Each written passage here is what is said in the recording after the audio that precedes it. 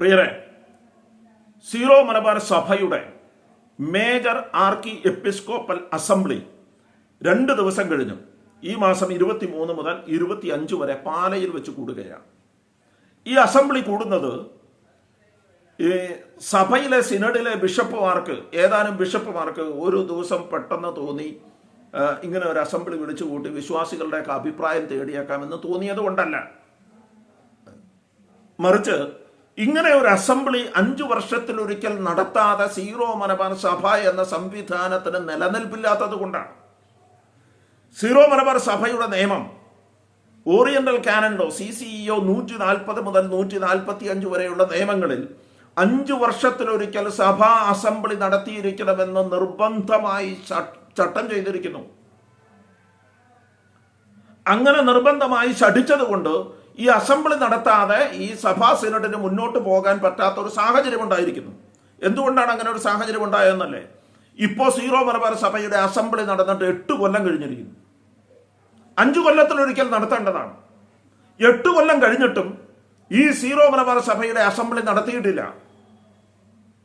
അങ്ങനെ അസംബ്ലി നടത്താതെ 8 കൊല്ലം കഴിഞ്ഞതിന് ശേഷം നടത്തുന്ന ഒരു അസംബ്ലി വെറും പരിഹാസം മാത്രമായി സഭയുടെ നിയമങ്ങളും ചട്ടങ്ങളും കാറ്റിൽ പറത്തിക്കൊണ്ട് തന്നിഷ്ടത്തിന്, തോന്നിവാസത്തിന്, താന്തോന്നിത്തത്തിന് നടത്തുന്നത് വിശ്വാസികളെ അവഹേളിക്കുന്നതിന് തുല്യമാണ്.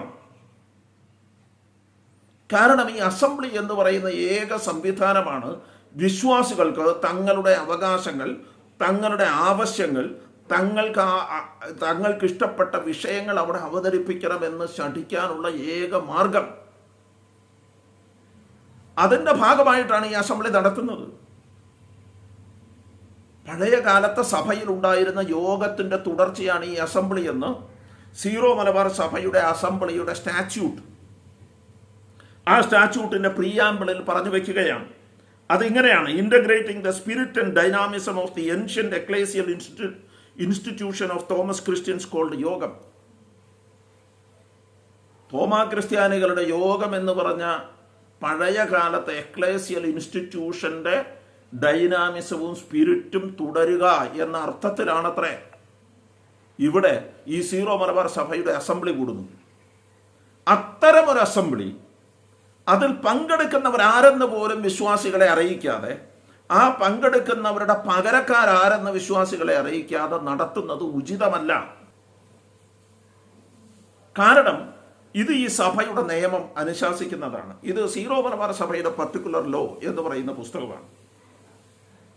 ഈ ഓറിയന്റൽ കാനൻ ലോ ഇത് നിഷ്കർഷിച്ചിരിക്കുന്നത് കൊണ്ട് തന്നെ സീറോ മലബാർ സഭയുടെ പർട്ടിക്കുലർ ലോയുടെ ഒരു ഭാഗമായി ഈ Syro Malabar major archiepiscopal അസംബ്ലിയുടെ സ്റ്റാറ്റ്യൂട്ട് ഇടം പിടിച്ചിരിക്കുന്നു. അപ്പൊ നമ്മുടെ നിയമത്തിന്റെ ഭാഗമായി ചെയ്തതാണ്. അതുകൊണ്ട് ഇത് നിയമപരമായി തന്നെ നടത്തണം. സഭയുടെ PR ഇത് നിയമപരമായാണ് നടക്കുന്നത് എന്ന് ചൂണ്ടിക്കാണിക്കാൻ വേണ്ടി ഒരു പത്രക്കുറിപ്പ് ഇറക്കിയിരിക്കുന്നു. ആ പത്രക്കുറിപ്പിൽ തലക്കെട്ട് തന്നെ ഇങ്ങനെയാണ്: സഭാ നിയമങ്ങൾക്കനുസൃതമായി നടത്തപ്പെടുന്ന സീറോ മലബാർ സഭാ അസംബ്ലി. അതിലെ 2ാമത്തെ പാരഗ്രാഫിലെ ആദ്യത്തെ വാചകം വായിക്കാം. 2022 ജനുവരിയിലെ സിനഡ് സമ്മേളനമാണ് 2024 ഓഗസ്റ്റിൽ സഭാ അസംബ്ലി വിളിച്ചു ചേർക്കാൻ തീരുമാനിച്ചത്. അത് ഞാൻ സമ്മതിച്ചു. 2022 ജനുവരിയിലെ സിനഡ് സമ്മേളനമാണ് അങ്ങനെ തീരുമാനിച്ചത്. അതിൻ്റെ തീരുമാനം ആ സിനഡിൻ്റെ തീരുമാനങ്ങൾ ഡിസിഷൻസിലെ 33ാം നമ്പർ തീരുമാനമായി രേഖപ്പെടുത്തിയിട്ടുണ്ട്.